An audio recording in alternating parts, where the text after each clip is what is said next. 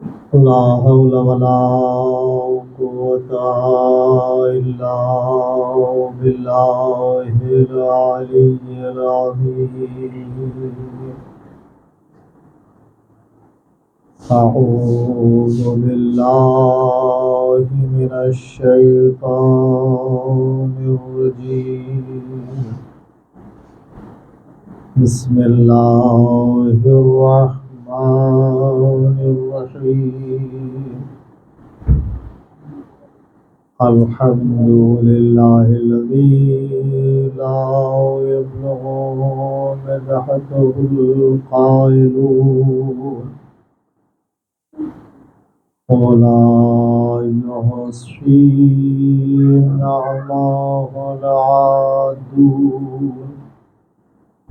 ولا يعادي حقه المجتهدون الذي لا يدركه بعد الهمم ولا يناله غوص الفتن الذي ليس لصفته حد محدود ولا نعت موجود ولا وقت معدود ولا أجل ممدود فطر الخلائق بقدرته ونشر الرياح برحمته. الصلاة والسلام على رسوله الكريم خير المبشرين والمنذرين شفيع المذنبين المخاطب طه وياسين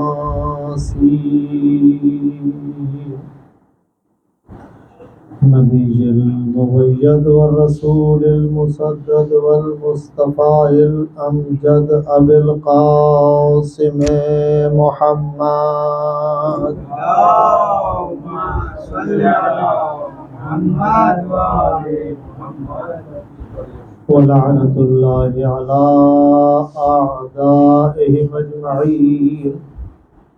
أما بعد فقد قال الله سبحانه وتعالى في كتابه المجيد. بسم الله الرحمن الرحيم. ولا تحسبن الذين قتلوا في سبيل الله أمواتا بل أحياء عند ربهم يرزقون. صلوات پڑھ محمد. اللهم صل على محمد وآل محمد. محترم محبان آل محمد، عاشقان سید الشہداء، ہماری یہ گفتگو جو آج آخری گفتگو ہے اس موضوع کی کہ خدا وحدہ لا شریک نے انسان کو اس دنیا کو آباد کرنے کے لیے بھیجا اور اس کے ساتھ میں انبیاء اور ائمہ معصومین کو بھیجا اور اس نے اپنی طرف سے ایک نظام بھیجا جس نظام پر چل کے ہمیں اس دنیا کو آباد کرنا. دنیا کو ہم اپنے اعتبار سے آباد نہیں کریں گے، نظام الہی کے اعتبار سے دنیا کو آباد کریں. اس کے لیے علم کی ضرورت ہوتی ہے. انبیاء کو یہ بہت پسند ہے، خدا کو بھی پسند ہے، یا تو آپ طالب علم ہو یا استاد ہو، یا آپ پڑھا رہے ہوں یا پڑھ رہے ہیں. اور اس دوران کئی طرح کے علوم پر بات ہوئی ہے. ایک تو وہ علوم ہیں جو آپ کو فائدہ دے رہے ہیں، پھر وہ علوم ہیں جو آپ کے دین کی حفاظت کر رہے ہیں. انہی علوم میں وہ علوم ہیں جو آپ کو قرب خدا کی طرف لیے جا رہے ہیں، جیسے علم قرآن، علم حدیث، علم فقہ. یہ ہمیں خدا کی طرف سے لے جا رہا ہے۔ اسی طرح علم سائنس، جغرافیہ، ستاروں کا علم، یہ سارے علم ہم کو دنیا بھی سکھا رہے ہیں۔ تو خدا کو یہ پسند ہے کہ یا آپ علم حاصل کریں یا کسی کو علم بانٹیں۔ پیغمبر اکرم صلی اللہ علیہ وآلہ وسلم ارشاد فرماتے ہیں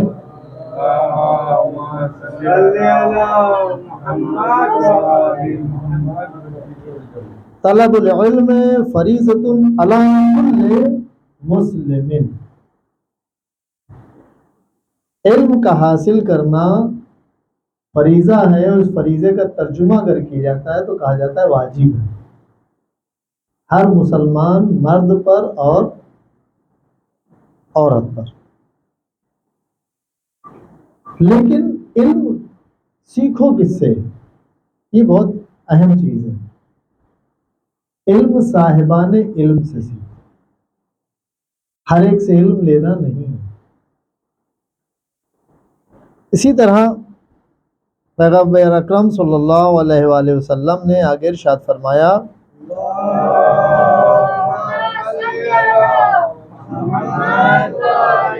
ذوالقرنین کی وصیتوں میں سے ایک وصیت یہ تھی کہ ایسے شخص سے علم حاصل نہ کرنا جو اپنے علم سے خود بہرہ مند نہ ہو رہا، یعنی خود فائدہ نہیں اٹھا رہا ہو، ایسے شخص سے علم حاصل کرنے نہیں جانا، کیونکہ جس کا علم خود اس کے لیے فائدہ مند نہیں ہے تو دوسرے کے لیے فائدہ مند کیسے ہو سکتا ہے؟ حضرت علی ابن ابی طالب علیہ السلام ارشاد فرماتے ہیں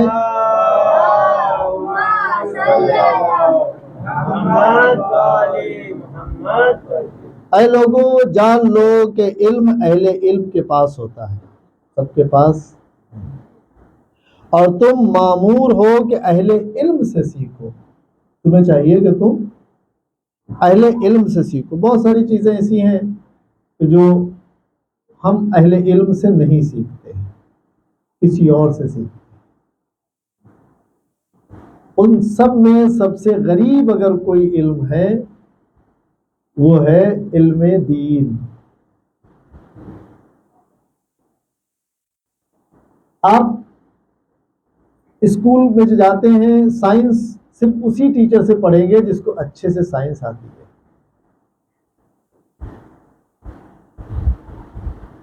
جغرافیہ اسی کے پاس پڑھنے جائیں گے جس کو اچھے سے جغرافیہ، میتھس اسی ٹیچر سے پڑھیں گے جس کو اچھے سے میتھس آتی ہے۔ اگر کوئی بتانے بھی لگے کہ آپ لوگوں سے کتنے لوگ ہیں جو سائنس اچھے سے خاصی جانتے ہیں، تو بچوں کو بچے سکھا دیجیے، نہیں سکھاتے۔ لیکن جب علم دین کی بات آتی ہے، جب فقہ کی بات آتی ہے، تو ہر گھر میں ایک فقیہ مل جاتا ہے، چاہے عورت ہو یا آدمی۔ بڑے بڑے فتوے ہم عزاداری کر رہے ہیں، میں یقین سے کہہ رہا ہوں ابھی تک تو کوئی نہیں آیا کہ مولانا صاحب آپ یہ بتائیے کہ جو کتابوں میں عزاداری لکھی ہے وہ کیسی جس پر ہم عمل کریں، الٹا بتانے آتے دیکھیے آپ کو یہ کرنا ہے۔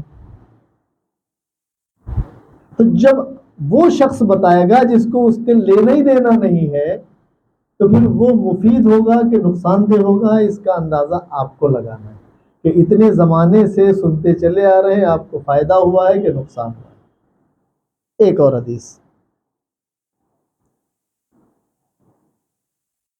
جو شخص ایک لمحہ بھی صبر نہیں کرتا کہ خضوع کے ساتھ علم حاصل کرے، نہیں دل سے علم حاصل کرے، وہ ہمیشہ جاہل رہے۔ اور اس کے بعد اکثر تھوڑی سی عمر بڑھ گئی تو علم حاصل نہیں کرتی۔ خود امام علی رضا علیہ السلام فرماتے ہیں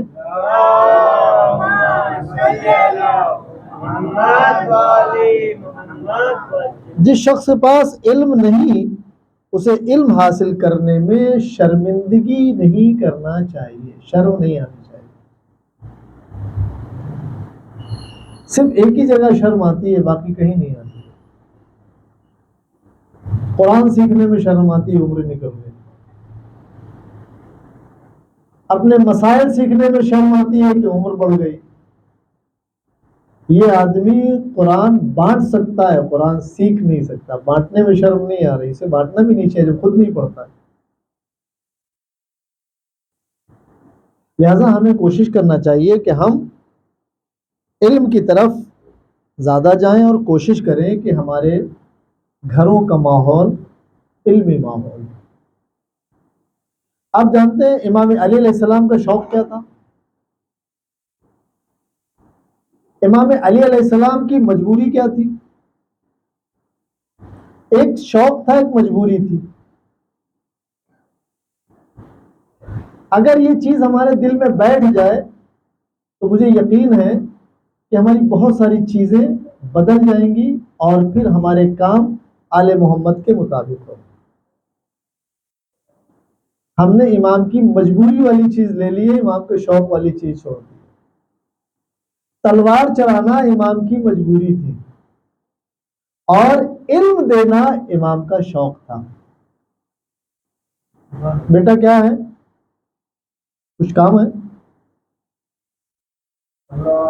جائیے۔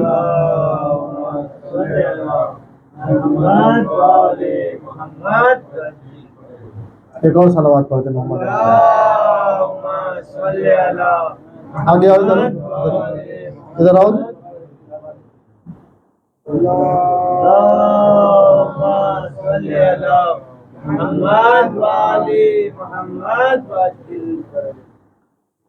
امام تلوار چلانا مجبوری ہے۔ کوئی مقابل میں آتا تھا، پہلے امام کہتا بھائی چلے جاؤ، نہیں جا رہا قبول کر لو، دین قبول کر لو۔ بیٹا کرسیاں پیچھے رکھیے، دیکھیں دو بزرگان باہر بیٹھے ہیں۔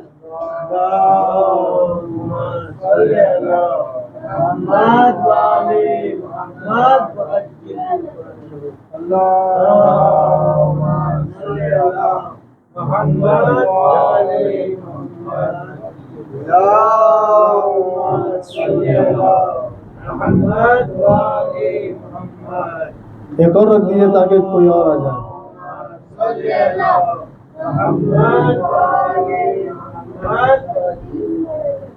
ایک کرسی اور رکھیے۔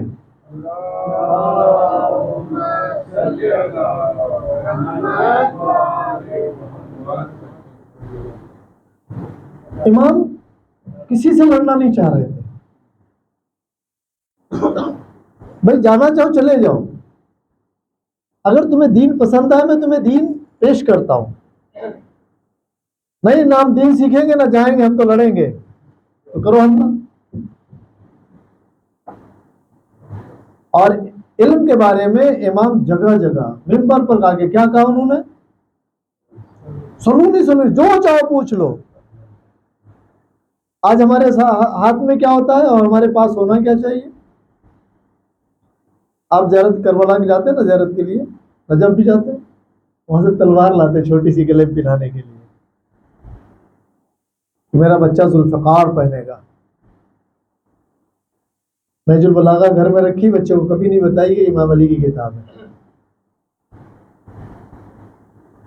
مجبوری والی چیز ہم گلے سے لگا رہے ہیں، جو امام کا شوق ہے اسے چھوڑے دے رہے ہیں، اس لیے نقصان ہوا ہے۔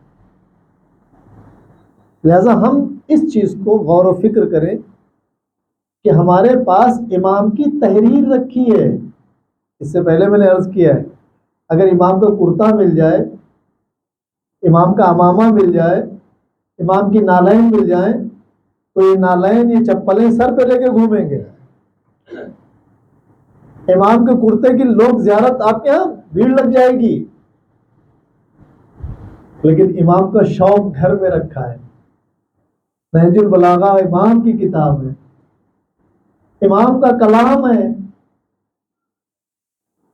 بہت سارے گھروں میں تو ہوگی بھی نہیں۔ کیوں اس کی زیارت نہیں کرتے؟ کیوں اسے بوسہ نہیں دیتے؟ کیوں اسے پڑھتے نہیں ہیں؟ کس نے منع کیا؟ نقصان کیا ہوا؟ جب ہم نے امام سے علم نہیں لیا تو قوم میں فساد، بھائی بھائی میں فساد، معاشرے میں فساد، سوسائٹی میں فساد، رشتہ داروں میں فساد، سسرال میں فساد، مجلس میں فساد، انجمن میں فساد، جلوس میں، کہاں فساد نہیں ہے؟ یہ تلوار اگر متقی کے ہاتھ میں ہوتی ہے تو یہ کافروں کو کاٹ کے ختم کر دیتی ہے اور خود شہید ہو جاتا ہے، لیکن آپ نے تو گلوں میں تلواریں پھرا دی ہیں اور بتایا بھی نہیں اس تلوار کا فائدہ کام کیا ہے۔ لہذا جو معصومین کی حقیقی چیزیں ہیں وہ ہمارے پاس ہونا چاہیے۔ ایک صلوات پڑھتے محمد والے محمد وعلی محمد۔ اب ہم پلٹ کے آتے ہیں اپنے موضوع پر، اور میں کوشش کروں گا کہ جو مجالس ہوں یہ سب کا نچوڑ میں آج آپ کے حوالے کروں۔ موضوع کیا ہے؟ فلسفہ شہادت۔ فلسفہ یعنی کسی چیز کو ڈیٹیل میں جاننا، گہرائی تک جاننا، اور ہم یہ جو کر رہے ہیں یہ شہادت کا ہی پروگرام ہے۔ مجلس مطلب شہداء کی یاد، اس کے علاوہ تو کچھ نہیں ہے نا۔ تو پھر وہ لوگ جو شہید ہوئے ہیں ان کا پیغام کیا ہے اور وہ چاہتے کیا تھے؟ پھر آج بھی شہید کی، جو شہید ہونا چاہتے ہیں ان کی ضرورت ہے کہ نہیں ایسے جوانوں کی، ایسے بزرگوں کی، ایسے لوگوں کی کہ اگر موقع پڑے، حالات پیدا ہو جائیں تو وہ شہادت پر آمادہ ہیں۔ اس لیے آپ جب معصومین کی حدیث پڑھیں گے، ان کی زندگی کے بہت سارے واقعات کو دیکھیں گے تو سب نے کربلا بھیجا ہے۔ کربلا سے پہلے کے معصومین کون ہیں؟ پیغمبر اکرم، مولا متقیان، شہزادی فاطمہ زہرا سلام اللہ علیہ،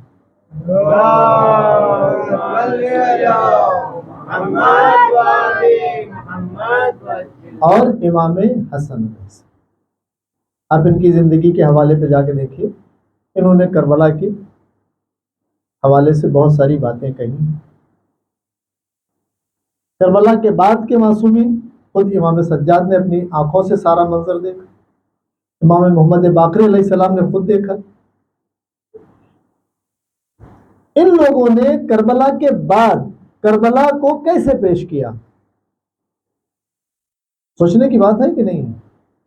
اب ہم ویریفائی کرتے ہیں نا، آپ کوئی پروگرام ڈاؤن لوڈ کرتے ہیں تو کمپنی والا کہتا ہے بھائی آپ ویریفائی کے لیے ہم OTP بھیج رہے ہیں، آپ ہی ہیں، یہی پروگرام ہے، آپ کا ہی موبائل ہے، آپ ریٹرن اس میں ڈالو۔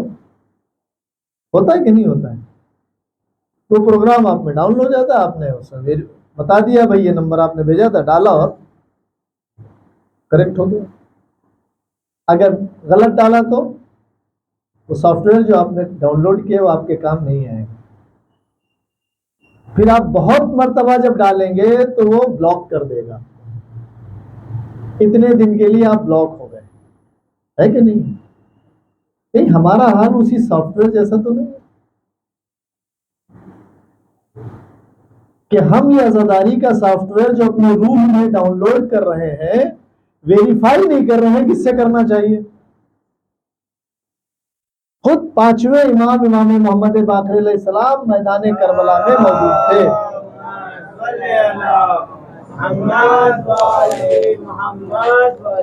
کبھی ہم نے کوشش کی ہے کہ ہمارے عمل کو ان کی زندگی سے ملا کے دیکھیں؟ انہوں نے عزاداری نہیں کی کیا؟ کبھی ہم نے ویریفائی کہ ہم غلط کوڈ ڈالتے ہیں اس لیے بلاک ہو گئے، اور جب بلاک ہو گئے تو پھر ہمارے ان پروگراموں، پاکیزہ پروگرام جو تھے اس میں لڑائی جھگڑے کے علاوہ کچھ نہیں ملتا، نفرت کے علاوہ کچھ نہیں ملتا، خالی ہاتھ آتے خالی ہاتھ چلے جاتے ہیں۔ ہمیں ویریفائی کرنا ہوگا۔ ہم نے اپنی روح میں عزاداری کا سافٹ ویئر ڈاؤن لوڈ کیا ہے، ویریفائی کس سے کریں گے؟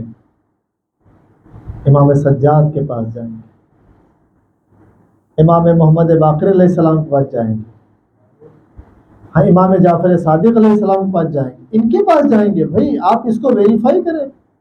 کیسے کریں گے؟ آپ کہیں گے جواب نہیں ہے۔ جواب کیوں آئے گا؟ جواب کس کو آتا ہے؟ جو جواب لینے جاتا ہے۔ جیسے ہم لوگوں کے پاس اکثر لوگ جو آتے ہیں وہ یہ بتانے آتے ہیں کہ میں یہ کام کر چکا ہوں، میں نے اتنا کام کیا، میں نے اتنا کام کیا، وہ پوچھنے نہیں آتے ہیں کچھ بتا دیجئے تاکہ ہمارے اندر ایک مذہبی جذبہ پیدا ہو جائے. بہت کم لوگ ملیں گے. تو کیا ہم نے سوچا ہے کہ یہ سافٹ ویئر جو ہم نے عزاداری کا اپنی زندگی میں روح پہ ڈاؤن لوڈ کیا ہے، اسے کس سے ویریفائی کرنا ہے؟ کون کرے گا؟ آیا اس عزاداری کے نام پر ہم نماز چھوڑ سکتے ہیں؟ اگر چھوٹ رہی تو ویریفائی ہوا گیا. آیا عزاداری کے نام پر ہم قرآن پڑھنا چھوڑ سکتے ہیں؟ آیا عزاداری کے نام پر ہم غریبوں کی مدد کرنا چھوڑ سکتے ہیں؟ عزاداری کے نام پر ہم پانی پلانا چھوڑ سکتے ہیں؟ وہ تو چھوڑتے نہیں ہیں. چھوڑ سکتے ہیں کیا؟ نماز چھوڑ سکتے ہیں؟ رکوع چھوڑ سکتے ہیں؟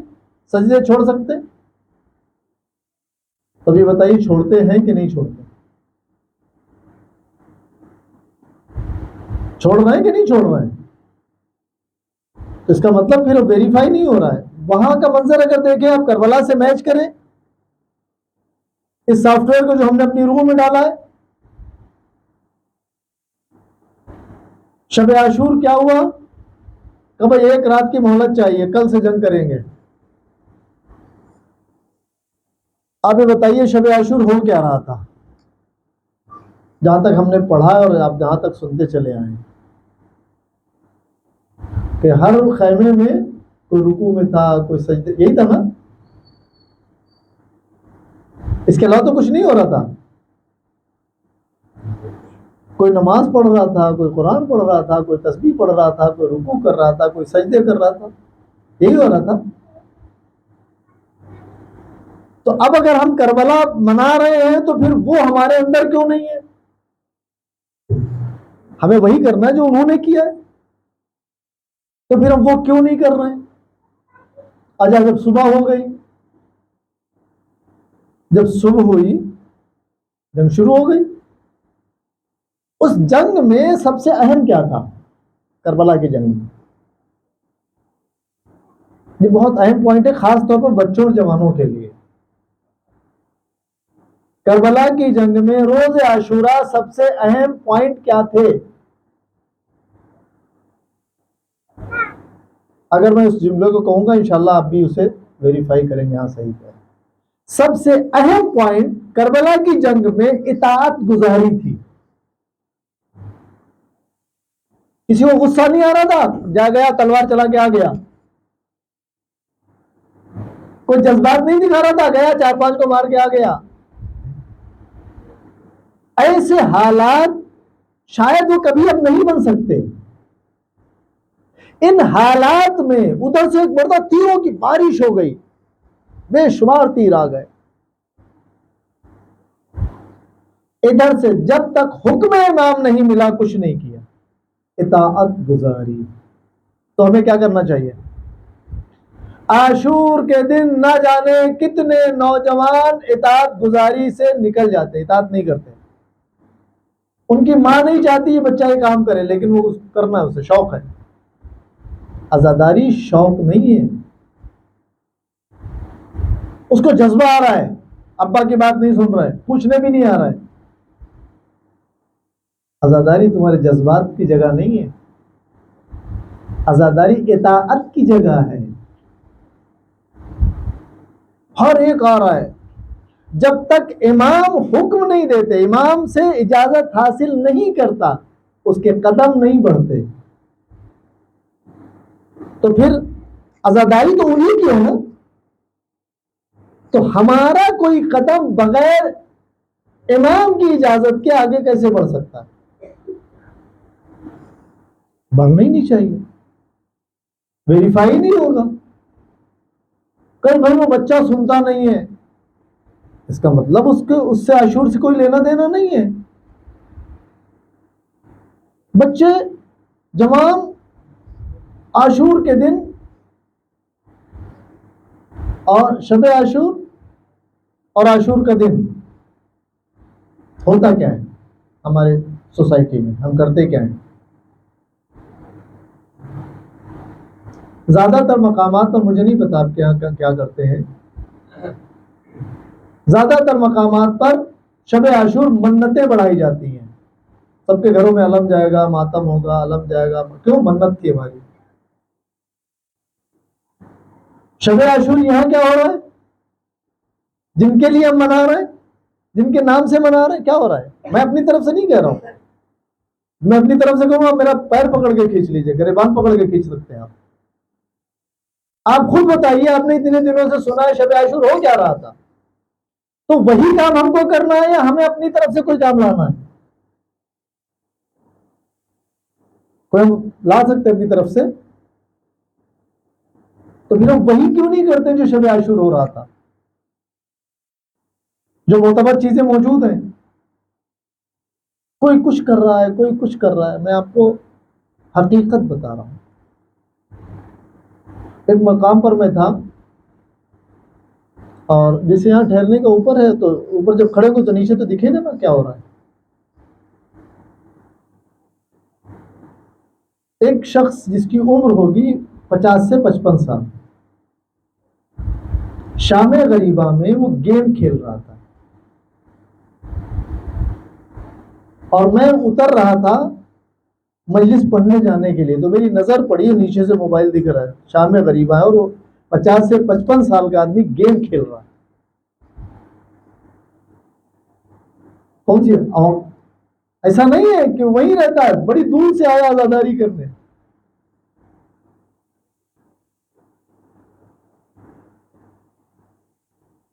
فرسٹ فلور پر کچھ روم بنے تھے جس میں تقریباً 17-18 سال کے بچے بیٹھے، سب حقہ پی رہے تھے. شام غریبہ. یہ نقصانات کہاں سے آئے؟ یہ کہانی نہیں بتا رہا ہوں، ریئل ہے. جب میں وہاں پہنچا تو بچے بھاگ گئے، حقہ چھوڑ گئے، اور میں وہ حقہ مجلس میں لے کے گیا. بڑا خوبصورت مہنگا والا تھا. اور میں نے مجلس میں کہا کون ہے جو اس حقوں کے توڑے اور جوانوں کی اصلاح کرے؟ بزرگ بھی موجود تھے، جوان بھی تھے، بچے بھی تھے. کسی نے نہیں توڑا. بہرحال میں نے حقہ توڑ دیا.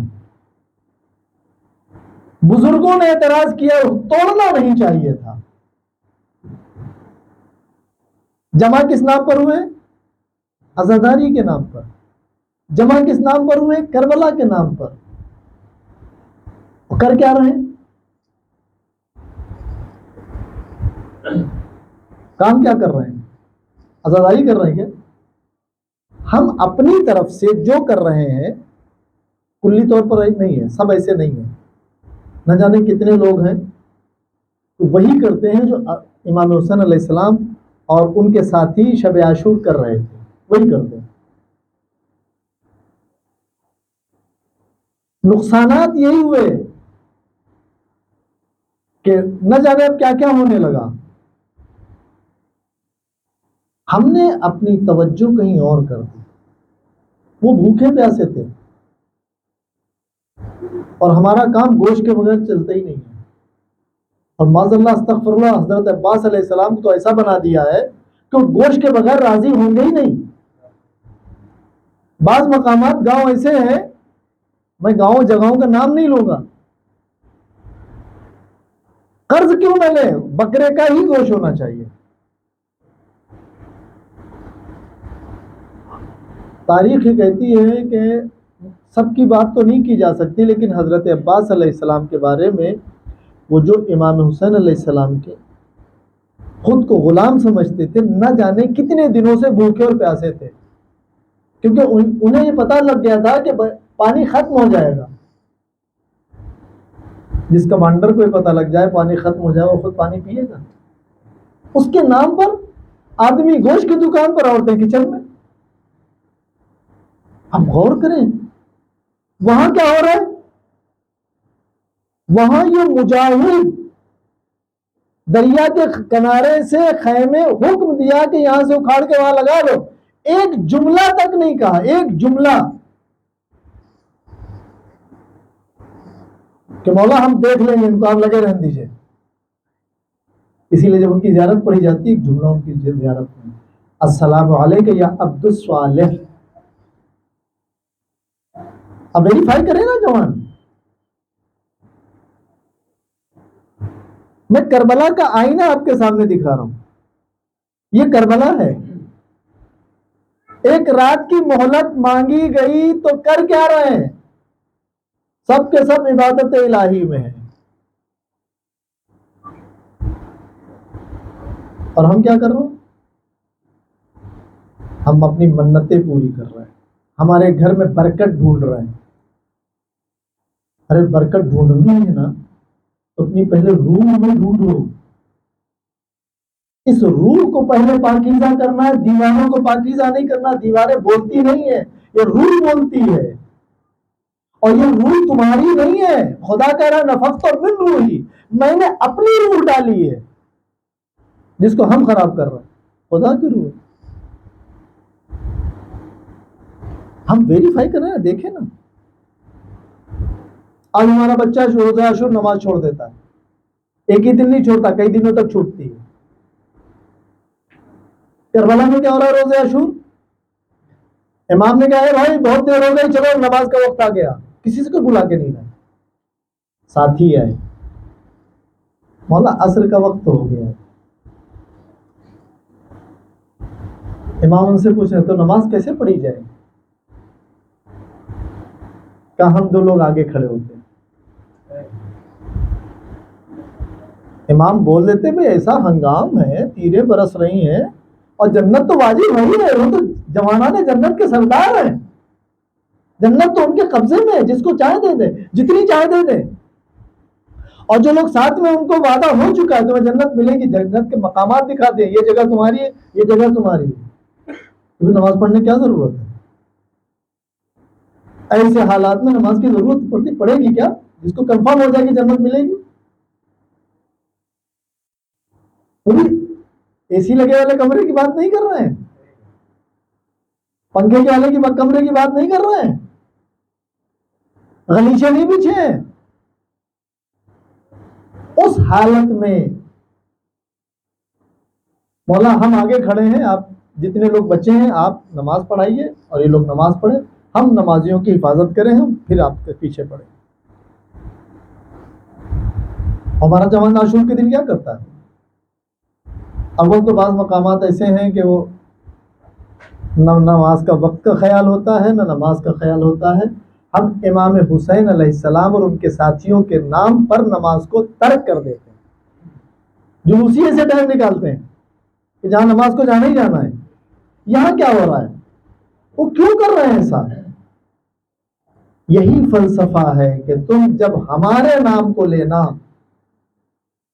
تو ہمارے نام کے ساتھ میں خدا جڑا رہنا چاہیے. جب ہمارا تذکرہ ہو تو وہاں خدا نظر آنا چاہیے. شب عاشور کیا نظر آیا؟ خدا. روز عاشور کیا نظر آیا؟ خدا. سجدہ کس کا کر رہے ہیں؟ لوگوں کو پتا چلنا چاہیے، کیونکہ سجدہ مسلمان کر رہے تھے اور سجدے میں جانے والے کو قتل کرنے والے مسلمان نہیں تھے. آپ ویریفائی کریں، اگر میں غلط کہہ رہا ہوں آپ خود سن لیں، کتابیں پڑھ لیں. میں الگ سے کچھ بھی نہیں بیان کر رہا ہوں.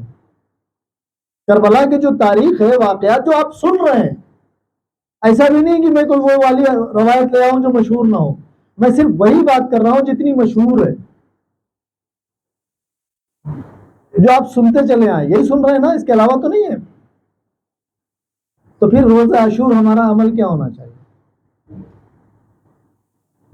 کس منزل کا ہونا چاہیے؟ کیسا ہونا چاہیے؟ مولا ہم تیر روکیں گے جیسے بھی ممکن ہوا. سعید و زہیر آگے کھڑے ہیں، 2 صحابی. امام نماز پڑھ رہا ہے، کچھ لوگ نماز پیچھے پڑھ رہے ہیں. ایک تیر تک لگنے نہیں دیا ہے.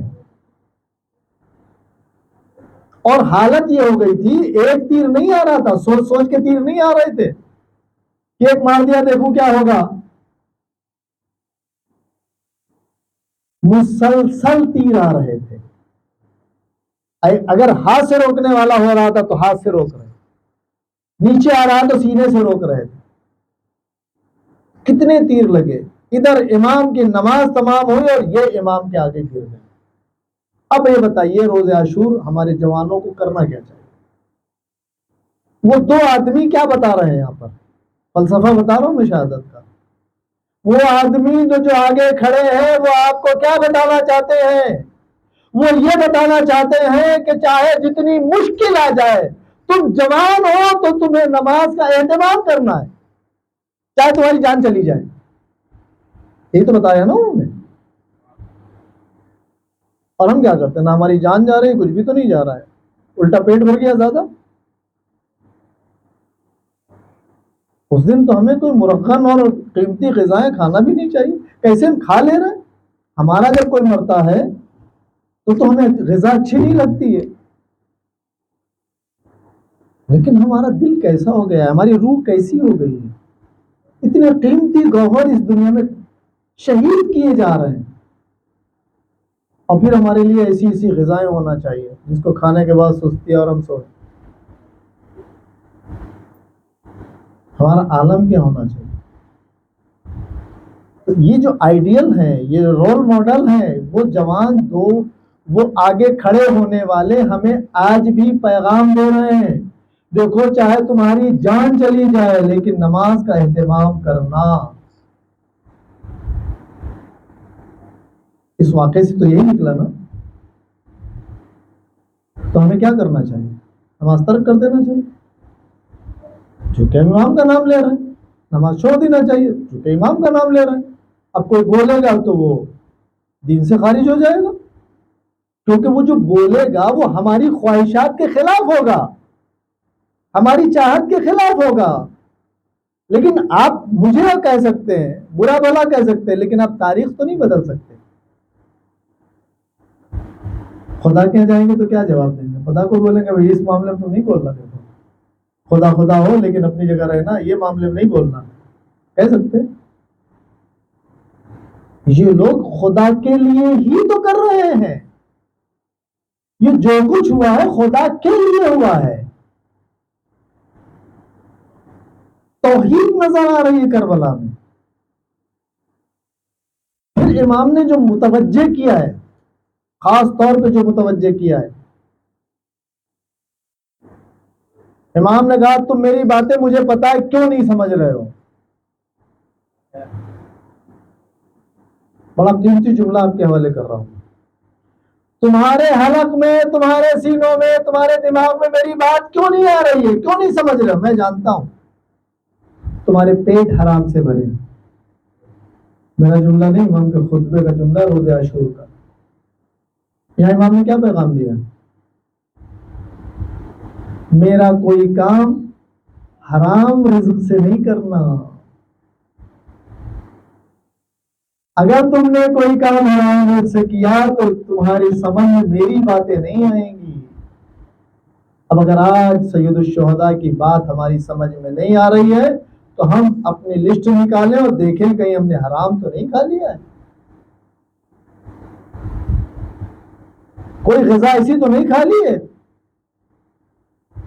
کہ خدا کی بات سننے کے لیے ہم بھاگ رہے ہیں، ہم تیار نہیں ہیں، آمادہ نہیں ہیں. ظاہراً وہ سب عمل کر رہے تھے. بعض تو منافق و کافر جو وہاں موجود تھے ہمارے ساتھ سے کہہ رہے ہیں جلدی کرو بھائی، نماز کا ٹائم ہو رہا ہے، جلدی کام ختم کرو، ان کا نماز پڑھنی ہے. اور ادھر بھی نماز ہو رہی. کون سی نماز پڑھنا چاہتے، کس کی طرح بننا چاہتے؟ امام کہہ رہے ہیں مجھے پتا ہے تم میری بات نہیں مانو گے، تمہارے پیٹ حرام سے بھرے. کیا ہمیں امام کی راہ میں خرچ کرنے والا مال اس پہ توجہ نہیں دینی چاہیے کہ حلال ہی ہونا چاہیے؟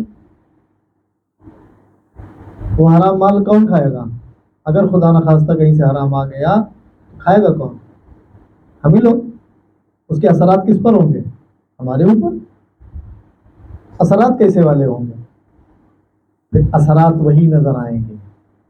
اذان ہو رہی ہوگی ان سے کوئی لینا دینا نہیں ہوگا، نماز کا وقت ہو جائے گا ان سے کوئی لینا دینا نہیں ہوگا، نماز کو بلانے والا برا سمجھا جائے گا، نماز کا انتظام کرنے والا الگ سے سمجھا جائے گا، اشیاء نہیں ہوگا.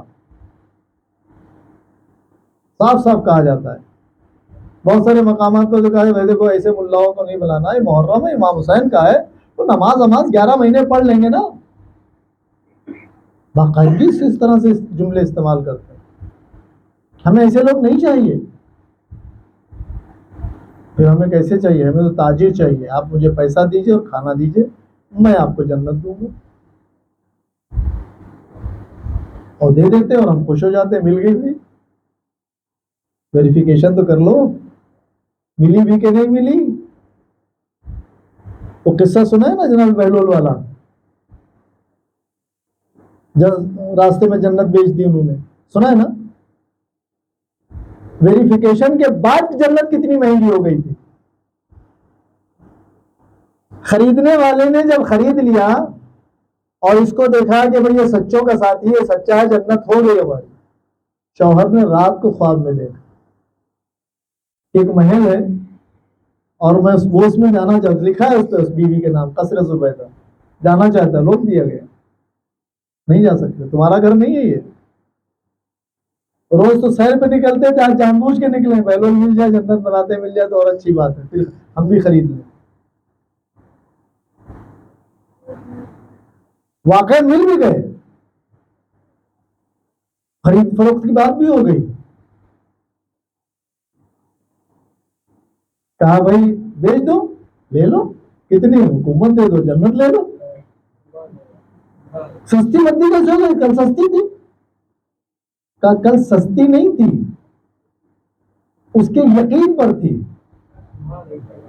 آج ویریفیکیشن ہو چکا ہے، ویریفائڈ ہونے کے بعد لینے آئے ہو تو اتنی سستی نہیں ملے گی. اب تو ہم اپنے ہر عمل کو ویریفائی کریں. نماز پڑھنا ہے نا تو سورہ کو ویریفائی کریں قرآن مجید سے. تمہیں قرآن مجید سورہ کس طرح پڑھنے کے لیے حکم دے رہے ہیں؟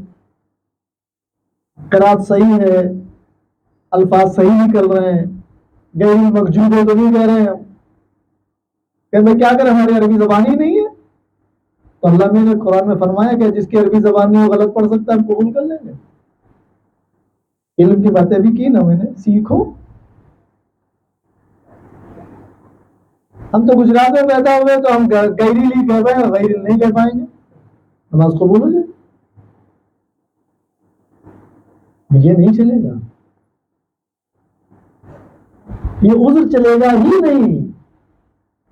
لہذا کربلا شہداء ہمیں سمجھنا ہے.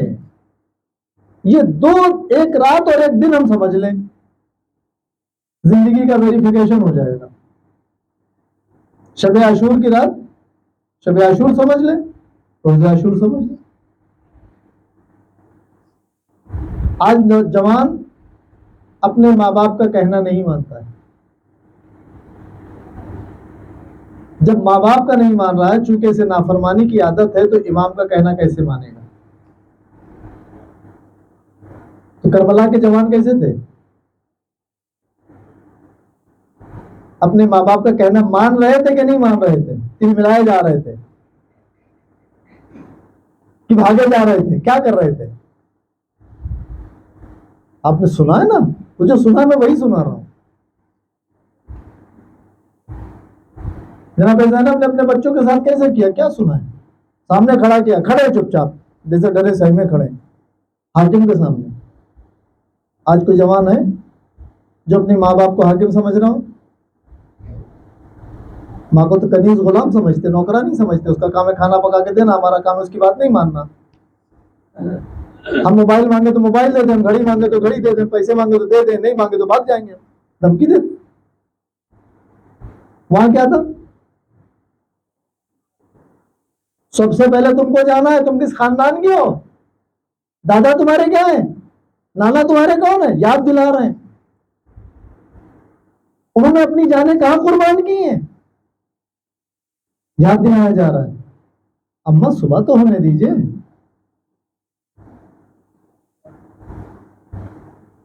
یہ کیوں بیان کیا جاتا ہے؟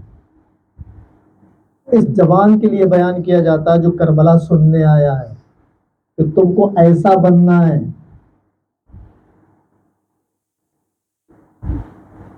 اور ماؤں نے بھی ان کی زندگی کو اپنے بچوں کے لیے نہیں رکھا، جو نہیں ہوا وہ کرنے کے لیے رکھا.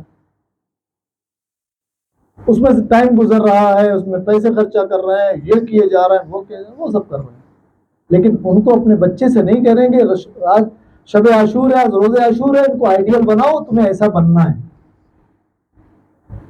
ماں کہہ رہی کیا؟ کوئی ماں کڑے پہ نظر دلا رہی ہے، کوئی ماں چین لا رہی ہے، کوئی ماں زنجیر لا رہی ہے، کوئی ماں کڑا لا رہی ہے، ان پہ نظر دلا رہے ہیں اور شب عاشور پہنا رہے ہیں. کرنا کیا ہے؟ شب عاشور تمہارا بیٹا اگر 18 سال کا ہے تو اسے بتاؤ جناب علی اکبر آج کی شب میں کر کیا رہے ہیں؟ سو رہے ہیں کیا؟ شوق پورا کرنے گئے؟ اگر تم 18 سال سے نیچے ہو، جناب قاسم کو دیکھو اور محمد کو دیکھو، وہ ماں یاد دلاتی کیوں نہیں ہے؟ وہ آج کی شب میں کیا کر رہے ہیں؟ اپنے بچوں کو بتاؤ، بتائے کسی ماں نے؟ اگر تمہارا بھائی ہے 30-32 سال کا تو بتاؤ حضرت عباس علیہ السلام کیا کر رہے ہیں آج کی شب میں؟ آپ بزرگ ہیں تو بتائیں. حبیب بن ظاہر اس رات میں کیا کر رہے تھے؟ مسلم بن اوسجہ کیا کر رہے تھے؟ کر کیا رہے تھے لوگ؟ بس یہی دیکھنا ہے. اسی لیے فرش اعضا پہ بلایا گیا. تم دیکھنے اور یہ آئینہ ہے، یہ تصویریں تمہیں دیکھنا ہے اور پھر تمہیں ایسا بننا ہے. اگر ایسا نہیں بنے، ارے امام حسین کا نام ہے، کوئی سا بھی مال چلے گا، کھلانے سے مطلب ہے ہم کو، نہیں چلے گا. اس نظام سے اگر نہیں آیا جو خدا کا نظام ہے. خمس پر واجب ہے نا، خمس نکالو. بنا نکالے تم نے خرچہ کیا نا، ہمیں نہیں چاہیے. کتنے لوگ ہیں بیچارے بچے پھنس جاتے، والد صاحب کا انتقال ہو گیا، کبھی خمس نہیں نکالتے تھے، اب مر گئے، پوچھ رہے مولانا صاحب کفن کا کتنا خمس نکالوں. ان کو یہ پتا ہے کہ اگر بنا خمس نکالے کفن پہنا کے ہم نے دفن کر دیا تو سزا کے علاوہ کچھ نہیں ہے. تو یہی چیز اگر زندگی میں لے آئے ہوتے تو مرتے وقت تکلیف نہ ہوتی نا. ابھی ایک صاحب نے تو اتنا پیسہ نکلے گا، یعنی مر گئے ہیں، کفن کا دفن کا جو انتظامات میں خرچہ ہوگا اس کے لیے بھی تیار نہیں ہو رہے، لیکن پتا ہے مسئلہ پوچھ رہے، اس کا مطلب پتا ہے کہ کفن کا اگر خمس نہیں نکلا ہے تو قبول نہیں ہے. تو اب یہ بتاؤ اگر پیسے کا خمس نہیں نکلا ہے تو زیارت قبول ہے؟ پیسے کا خمس نہیں نکلا تو حج قبول ہے؟ پیسے کا خمس نہیں نکلا تو نیاز و نعت قبول ہے؟ یہ پتا ہے کہ کفن کے ٹائم میں تو یاد آ گیا، وہ تو معاملہ آخری ہے. اسی لیے کربلا بلایا. دیکھو جو لوگ امام حسین علیہ السلام کو قتل کرنے آئے تھے انہوں نے حرام کھایا تھا، اس لیے امام کی بات نہیں سمجھ رہے تھے.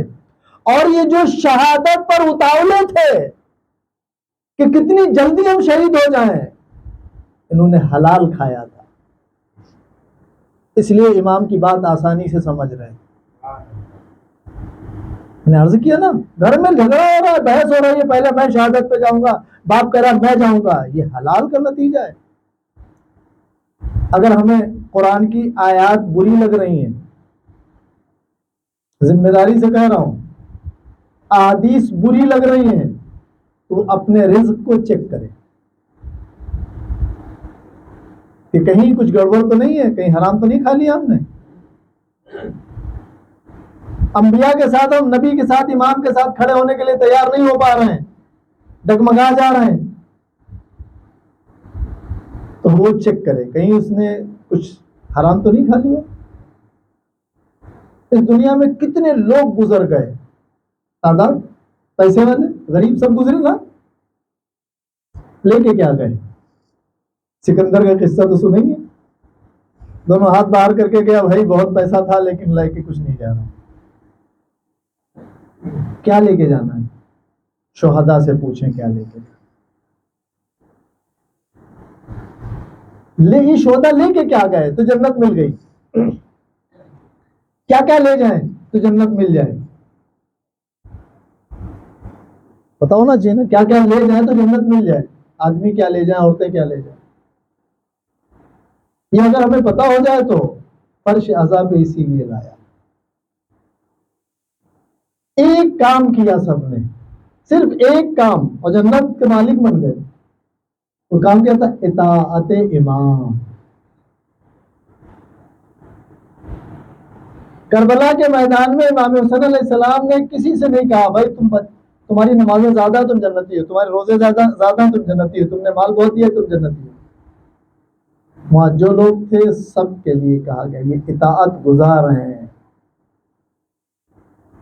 ایسی اطاعت گزاری کہ اس کو بچانے کے لیے یہ پہلے جانے کے لیے تیار ہے کہ تم رکو بھی، میں پہلے شہید ہو جاتا ہوں. اب جس امام کی بات کرتے ہیں، جس کے لیے ہم پہچانے جاتے ہیں، امام علی علیہ السلام ہر روز تمنا کرتے تھے کہ آج میں شہید ہو جاؤں. ہر جنگ میں جاتے اسی لیے تھے کہ میں شہید ہو جاؤں. میں جنگ عہد کا قصہ بتا چکا امام علی علیہ السلام. ناراض بیٹھے کتنے لوگ شہید ہوئے، مجھے شہادت نصیب کیوں نہیں ہوئی؟ میں چاہتا ہوں کہ میرے سر پر 1000 ضربتیں لگے خدا کی خوشنودی کے لیے. ہم فرش عذاب پر آتے کیوں ہیں؟ ہم اپنی زندگی کو، اپنی روح کو پاکیزہ بنانے کے، تاکہ جب ہمارا امام آئے تو ہم امام کے ساتھ جانے میں ڈگمگائیں نا. ایک نوجوان، آج کا نوجوان، اگر ہم اتنے مجموعے دیکھ لیں جو نوجوان ہیں، وہ خود اپنے سے پوچھے، میں نہیں کہوں گا. امام نماز شب کے ٹائم میں آ جائیں، کتنے لوگ جائیں گے؟ فجر کے ٹائم میں آ جائیں، کتنے جوان جائیں گے؟ کتنے نوجوان ہیں جو نماز فجر میں اگر امام کا ظہور ہو جائے اور امام یہاں اونا کے امام باڑے میں آ جائیں، کتنے لوگ ملیں گے؟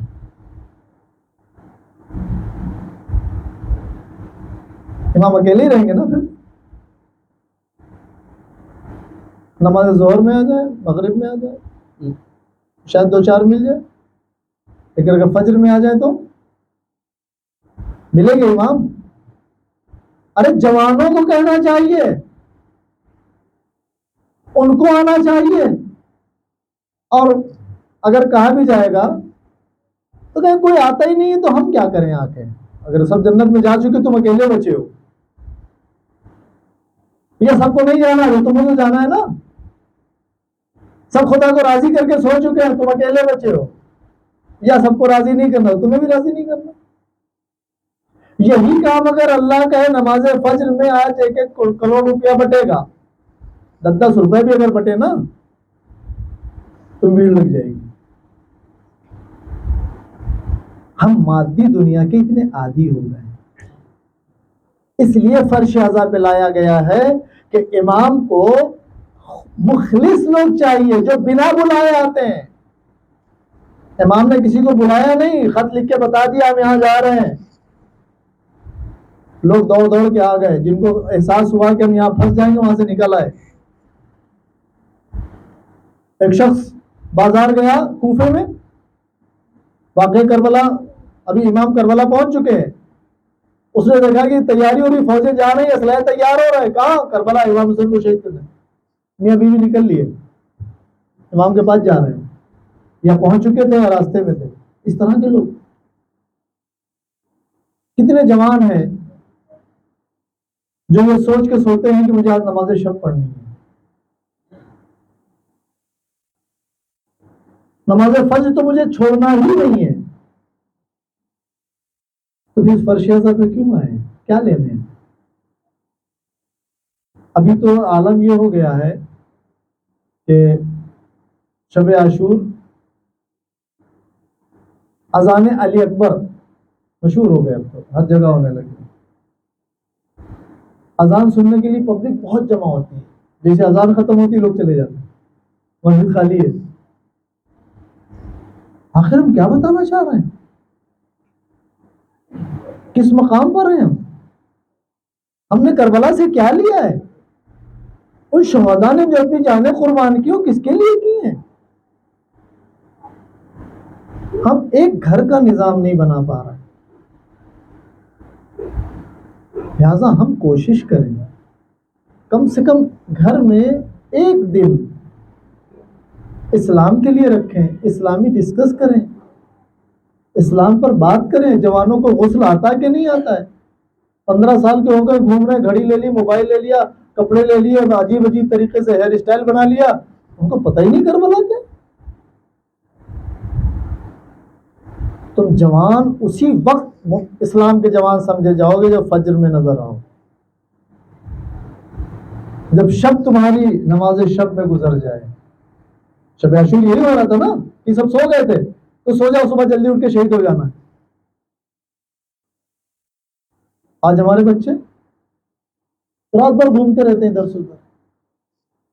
بھائی ٹھیک ہے، آپ نہیں ماتم کر رہے ہیں تو جائیے سو جائیے، نہیں کر رہے ہیں آئیے یہاں نماز شب پڑھیے۔ ہم ایک عبادت کو دوسری عبادت سے نہ ٹکرائیں۔ صبح عاشور کو ہم سمجھیں، علماء نے، مراجع نے، ائمہ معصومین علیہ السلام نے عاشور کے روز کے بتایا تمہیں کرنا کیا ہے۔ کیا کرتے ہیں صبح روز عاشور؟ شروعات کہاں سے کرتے ہیں؟ نماز روز عاشور کرتے نا؟ کتنے لوگ آتے ہیں نماز روز عاشور میں؟ کتنے لوگ ہوتے ہیں؟ پھر ایک عمل ہے چھوٹا سا، اب سوچئے تو عمل آج آپ سے کیوں کرایا جا رہا ہے؟ انا للہ و انا الیہ، عمل کیا تھا؟ امام حسین علیہ السلام نے ہر شہید کے ساتھ ایسا کیا، تمہیں بیدار کرنے کے لیے، تمہیں جگانے کے لیے کہ دیکھو تمہارے زمانے میں بھی اگر دین پر وقت آ جائے اور تمہارے پاس کچھ نہ ہو، ایک چھوٹا سا بچہ ہی کیوں نہ ہو، تو تمہیں اس کو قربانی کے لیے لے جانا ہے، جیسے میں لے کے گیا۔ یاد دلایا جا رہا ہے، بیدار کیا جا رہا ہے۔ سو رہے ہو جاگو، 6 مہینے بچے کا کیا قصور تھا؟ کیا غلطی تھی اس کی؟ کیا مانگ رہا تھا وہ؟ آج آپ سے کیوں کرایا جا رہا ہے؟ جگایا جا رہا ہے، بیدار کیا جا رہا ہے۔ تم کو 6 مہینے سے اپنے بچوں کو دین سکھانا شروع کر دینا ہے۔ بچوں حدیث ملتی ہے شکم مادر، لیکن عاشور کے دن تمہیں بیدار کیا جا رہا ہے۔ تمہارا 6 مہینے کا بچہ بھی ہے نا، تو اسے اپنے امام کی صدا سننے کا لائق بنانا ہے۔ کس نے بنایا؟ وہ استغاثہ جو بلند ہوا تھا حل من ناصر ینصرنا کا، اس بچے کو اس صدا پہ لبیک کرنا کس نے سکھایا؟ اس ماں نے سکھایا ہے اپنے جگر کے پارے کو، کہ تمہارا امام جب بلائے تو تمہیں جانا ہے۔ آپ کو پتا ہے فرش اعظم پر بلایا کیوں گیا ہے؟ کہ تم تیار ہو جاؤ، جس عمر کے ہو، جس ایج کے ہو، جہاں پر بھی ہو، تم خود کو تیار کرو امام کی آواز پر لبیک کہنے کے لیے۔ جس طرح اصغر نے لبیک کہا، جس طرح شہداء کے جنازوں میں ہوا میں ان کے امام سے لبیک کہا، مولا اگر پھر زندگی ملے تو پھر ہم آپ کے لیے قربان ہونے کے لیے تیار ہیں۔ سید سجاد نے بیماری کی حالت میں کھڑے ہو کے لبیک کہا، امام کی آواز پر ایسے حالات میں کہ بغیر عصا کے کھڑے بھی نہیں ہو سکتے تھے۔ فرش اعظم پر اس لیے لایا گیا ہے، مائیں اس لیے اس لائق بنا ہے کہ اگر آج ہمارا امام آئے تو اکیلے کھڑا نہ ہو، ہمارے بچے اس کی آواز پہ لبیک کرے۔ وہ حل من ناصر ینصرنا کی صدا آج بھی بلند ہو رہی ہے۔ کوئی ہے جو میرے لال کی میرے لال کے ساتھ کھڑا ہو جائے؟ کوئی ہے جو میرے لال کی مدد کرے؟ کوئی ہے جو اپنے وقت کے امام کے لیے کھڑا ہو جائے؟ کوئی ہے جو اپنے وقت کے امام کو لبیک کرے؟ جبکہ وہ وقت کا امام جب اسے اپنے جب کی یاد آ گئی ہے، اور ایسا وقت جب امام زین سے زمین پر آ رہے ہیں، امام زمانہ علیہ السلام اس وقت کو یاد کر کے روتے ہیں، ہمارا سلام اس مظلوم پر کہ جس کا جسم مبارک نہ زین پر تھا نہ زمین پر تھا بلکہ تینوں پر معلق تھا۔ یہ اسی امام کا جنازہ ہے جب قیدیوں کو لے جایا جا رہا ہے تو لاشوں کے قریب سے یہ جا رہے ہیں، بی بی نے خود کو گرا دیا۔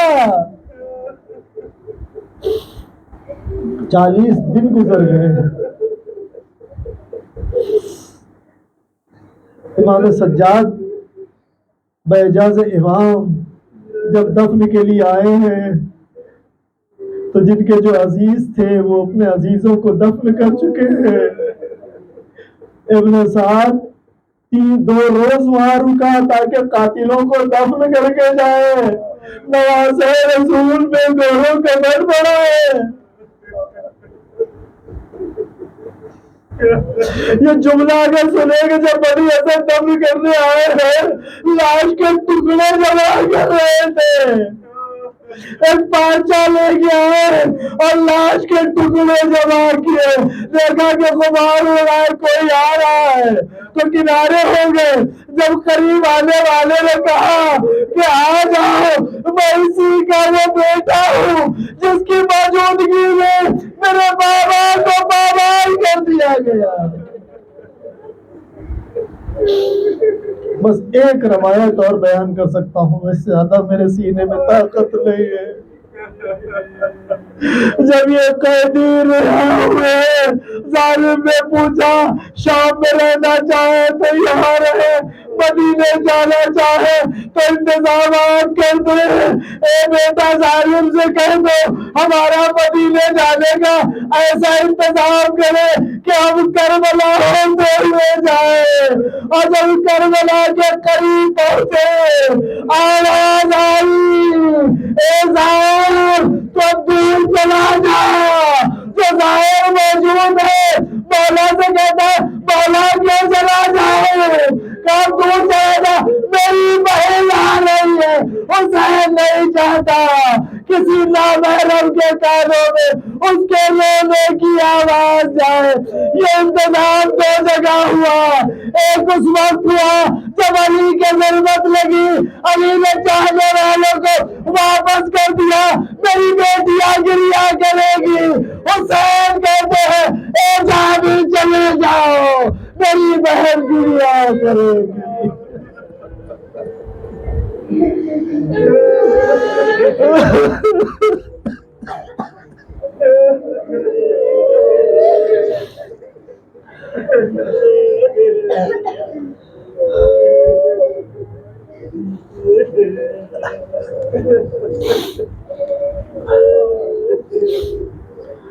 اللہ لعنت اللہ علی القوم الظالمین سيعلم الذين ظلموا إذا ما ينقلبون ما تنسوا۔